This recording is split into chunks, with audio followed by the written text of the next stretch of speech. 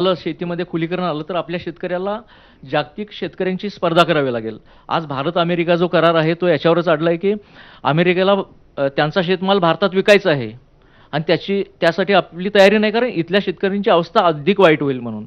मग खुलीकरण आलं तर आपला शेतकरी त्याच्याशी तोंड देऊ शकेल का? शेतीची अवस्था चांगली होईल की शेतकऱ्यांची अवस्था अजून वाईट होईल? शेतकऱ्यांची अवस्था चांगली होईल. फक्त त्याला तंत्रज्ञानाचं आणि बाजारपेठेचं स्वातंत्र्य दिलं पाहिजे. तुम्ही त्याच्या पायात बेड्या घालून ठेवाल आणि त्याला म्हणाल तू हे तंत्रज्ञान वापरू नको. जसं आमची आई लहानपणा म्हणायची, बाबा बाहेर जाऊ नको, भोंग्या आहे. भोंग्या कोणीच पाहिला नाही. आमचं तर म्हणणं असं आहे, शेतकऱ्यांच्या पायातल्या बेड्या काढा, त्याला तंत्रज्ञानाचं स्वातंत्र्य द्या, जे जे जगात बियाणे टेक्नॉलॉजी ती त्याला वापरू द्या आणि बाजारपेठ खुली ठेवा. जिथे जास्त भाव असेल, माल आमचा, मालक आम्ही, वाटेल तिथे विकू आम्ही, जिथे 4 पैसे मिळतील तेवढं करा. म्हणजे स्पर्धेत आपोआप उभं होईल. वामनराव, एक आणखीन जो विषय होता ज्याच्यासाठी तुम्ही खूप लढले तो म्हणजे वेगळ्या विदर्भाचा.